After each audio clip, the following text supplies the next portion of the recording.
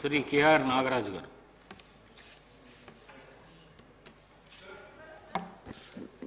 ధన్యవాదాలు అధ్యక్ష. కొత్త సభ్యునికి నాకు హోంశాఖ తరఫున మాట్లాడే ల్యాండ్ ఆర్డర్ పైన అవకాశం కల్పించినందుకు మీకు మరొకసారి ధన్యవాదాలు తెలుపుతూ, అధ్యక్ష, తెలంగాణలో కాంగ్రెస్ ప్రభుత్వం రాగానే మా గౌరవ ముఖ్యమంత్రి గారు పటిష్టమైన భద్రత కోసం,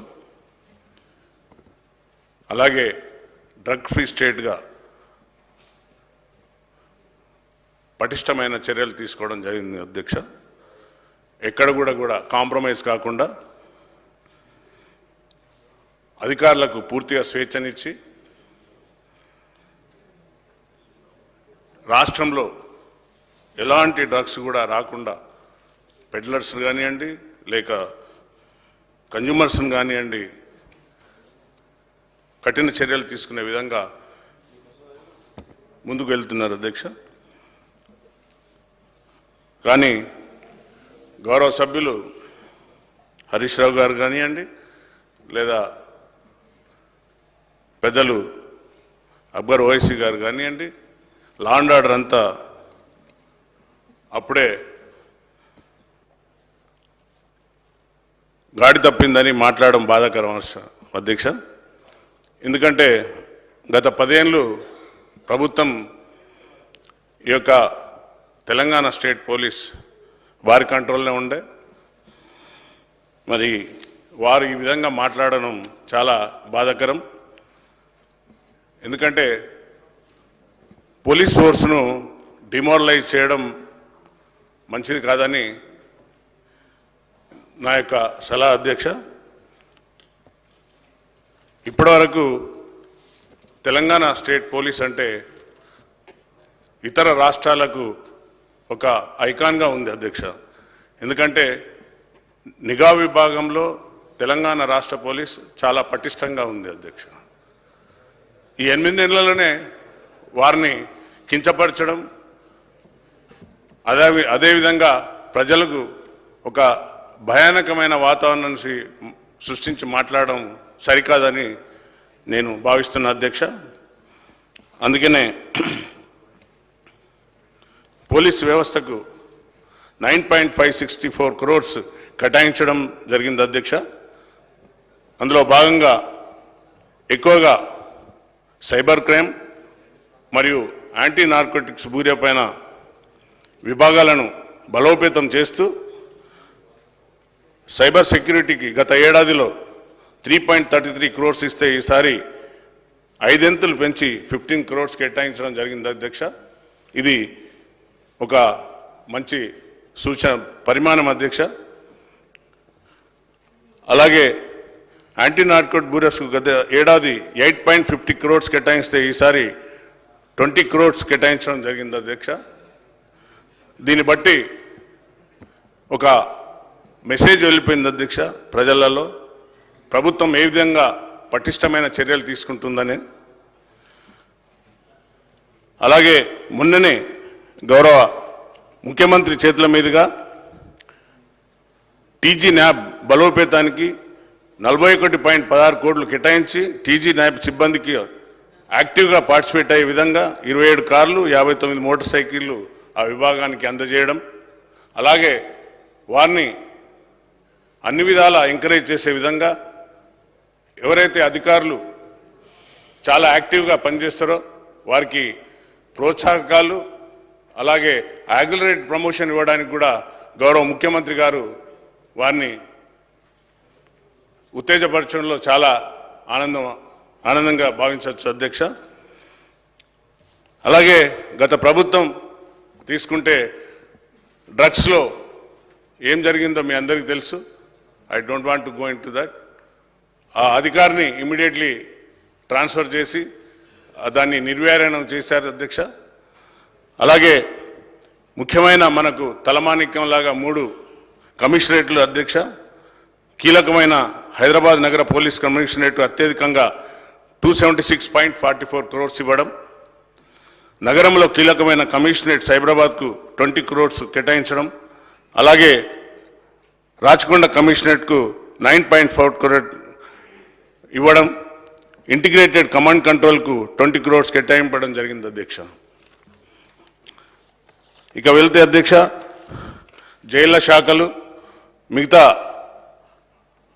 విపత్తు నిర్వహణ ఫైర్ సర్వీసులకు 16.78, 26.39 వాటికి కూడా మరియు వారి సంక్షేమానికి 3.30 crores కేటాయించడం జరిగింది అధ్యక్ష. పోలీసు నియామక మండలానికి రిక్రూట్మెంట్ బోర్డుకు 3 crores, భరోసా కేంద్రాలకు 50 లక్షలు, మహిళా భద్రత విభాగానికి 76 lakhs, ఇంటెలిజెన్స్ను బలోపేతం చేయడానికి 108 crores కేటాయించడం జరిగింది అధ్యక్ష. మీ అందరికీ తెలుసు మన ఇంటెలిజెన్స్ వ్యవస్థ ఎంత పటిష్టమైంది తెలంగాణ స్టేట్ పోలీస్ అనేది మన అందరికీ తెలుసు. వేరే రాష్ట్రాలు కూడా మన తెలంగాణ పోలీస్పై ఆధారపడి ఉన్నారు అధ్యక్ష. ఎన్నో సమయ సందర్భాలుగా ఇక్కడ నుండి ఇచ్చిన సమాచారం పైన కేంద్రం కూడా తెలంగాణ పోలీస్ పైన ఆధారపడి ఉంది అధ్యక్ష. అలాంటి నిఘా వ్యవస్థను గత ప్రభుత్వం ఒక వర్గాన్ని పెట్టి ఆ వర్గంతోని ఫోన్ ట్యాంపింగ్ అలాంటివి చేసి ఆ పోలీస్ వ్యవస్థకు ఒక చెడు మార్క వచ్చింది అధ్యక్ష. కానీ మా ముఖ్యమంత్రి గారు ఆ విభాగానికి పూర్తి స్వేచ్ఛనిచ్చి, అలాగే ఇప్పుడు అన్ని కమిషనరేట్లో ఉన్న అధికారులకు పూర్తి స్వేచ్ఛనిచ్చి, అన్ని విభాగాలకు అధికారులకు పూర్తి స్వేచ్ఛనిచ్చి నిష్పక్షపాతంగా వారిని తమ డ్యూటీని నిర్వహించమని చెప్పారు అధ్యక్ష. ఇకపోతే అధ్యక్ష, గౌరవ సభ్యులు మాట్లాడేటప్పుడు లా అండ్ ఆర్డర్ చాలా మర్డర్లు, రేపులు చాలా జరుగుతున్నాయని చెప్పారు అధ్యక్ష. ఈ మర్డర్స్, రేప్స్ అనేటి 2 విభాగాలు అధ్యక్ష. ఒకటి వ్యక్తుల పట్ల జరిగే మర్డర్స్, అలాగే సమాజం పట్ల జరిగే ఈ హత్యలు కానివ్వండి, ఏవైనా కానీ 2 రకాలు ఉంటాయి అధ్యక్ష. Example, family, with in the family అంటే అన్నదమ్ముల మధ్యన, లేకుంటే కుటుంబాల మధ్యన, లేక స్నేహితుల మధ్యన, లేకుంటే మద్యం తాగినాక లేక వ్యాపార భాగస్వాముల మధ్యన ఇలాంటి మర్డర్స్ ఎక్కువ చూస్తుంటాం అధ్యక్ష. సమాజంగా తీసుకుంటే అధ్యక్ష, టెర్రరిజం కానివ్వండి, లేక సామూహికంగా చేసే కమ్యూనల్ గొడవలు కానివ్వండి, అలాంటి ప్రజలను భయభ్రాంతులకు గురి చేస్తుంది అధ్యక్ష. ఏ కంట్రీ అయినా కూడా నాగరిక సమాజం, ఈ సివిలైజేషన్ సొసైటీలో నేరాలు లేని దేశాలు లేవు అధ్యక్ష. ఎక్కడ కూడా చూసినా చాలా గొప్పగా చెప్పుకునే అమెరికా లాంటి దేశం కూడా మొన్నటికి మొన్న మనం చూసాం అధ్యక్షుని మీద దాడి జరగడం. ఎస్, అలాగే అంత అగ్రరాజ్యంగా భావించిన దేశానిపైన కూడా టెర్రరిస్ట్ అటాక్స్ జరిగినాయి అధ్యక్ష. అలా అని ఎప్పుడు కూడా మన పోలీస్ వ్యవస్థను తప్పుపట్టడం బాధాకరం అధ్యక్ష. ఎందుకంటే 10 ఏళ్ళు వారే పాలించారు. 10 ఏళ్లలో జరిగిన మర్డర్స్ నేను ఉదాహరణగా చెప్తా అధ్యక్ష. అదే మా గౌరవ మంత్రి శ్రీధర్ బాబు గారి కాన్స్టిట్యున్సీలో 2 అడ్వకేట్లను పట్టపగలుగా అందరు చూస్తుండగా, ప్రజలందరూ చూస్తుండగా రోడ్డు మీద అతి దారుణంగా వారిని చంపడం జరిగింది అధ్యక్ష. అలాగే మాసాబ్ ట్యాంక్ కింద హోంగార్డులు, పోలీసు వాళ్ళు ఏం చేయలేని పరిస్థితిలో ఒక ముష్కరుడు దాడి చేస్తే కూడా అలాంటి సంఘటనలు జరిగిన అధ్యక్ష. ఇవన్నీ మచ్చుతునికలు. అలాగే సమాజాన్ని పీడించే ఏవైతే ఉన్నాయో, అదే నల్గొండ దాన్ని ఎగ్జాంపుల్గా తీసుకుంటే అధ్యక్ష, పరువు హత్య, అది సెన్సేషనల్ మర్డర్ అధ్యక్ష. ఇలాంటి మరి వారాయంలో కూడా జరిగిన అధ్యక్ష. వచ్చి 8 నెలల్లో ప్రక్షాళన చేసి, పోలీస్ వ్యవస్థను ప్రక్షాళన చేసి, వారికి తగిన సూచనలు ఇచ్చి, ఎలాంటి పోలీసులకు మనోధైర్యాన్ని కల్పించి ముందుకు తీసుకెళ్తున్న ఈ యొక్క కాంగ్రెస్ ప్రభుత్వం పైన బురద చల్లడం శ్రేష్ఠ కాదు. మీరే చెప్పారు, పోలీస్ వ్యవస్థ పటిష్టంగా ఉంటే పెట్టుబడులు చాలా వస్తాయన్నారు.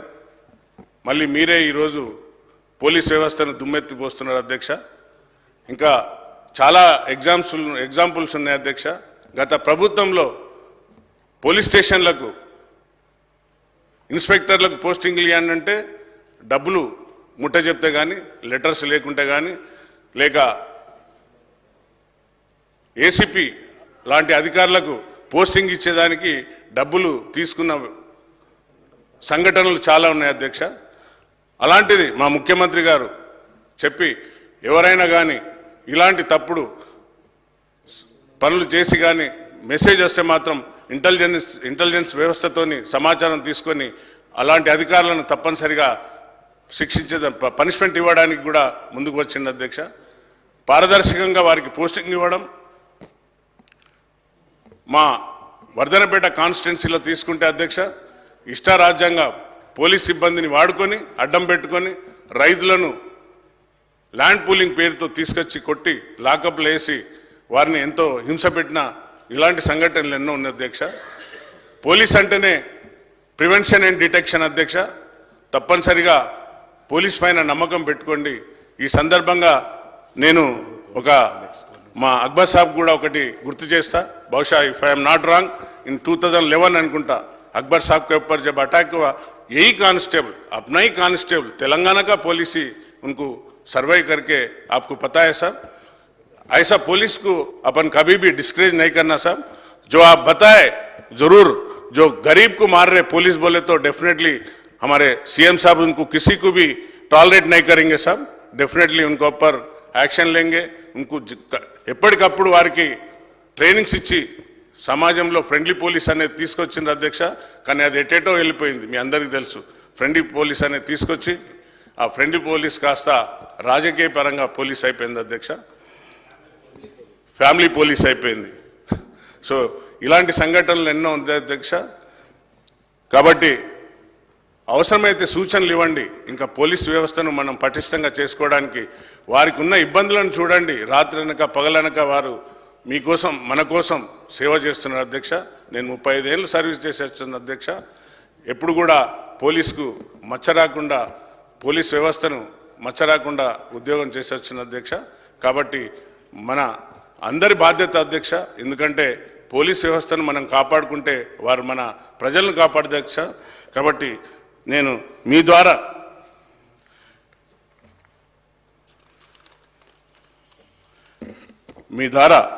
వారికి ఉన్న టీఏలు డిఏలు బకాయిలు ఏమున్నా కూడా తక్షణమే రిలీజ్ చేయించి వారిని మనం కాపాడుకునే బాధ్యత మన పైన ఉంది అధ్యక్ష.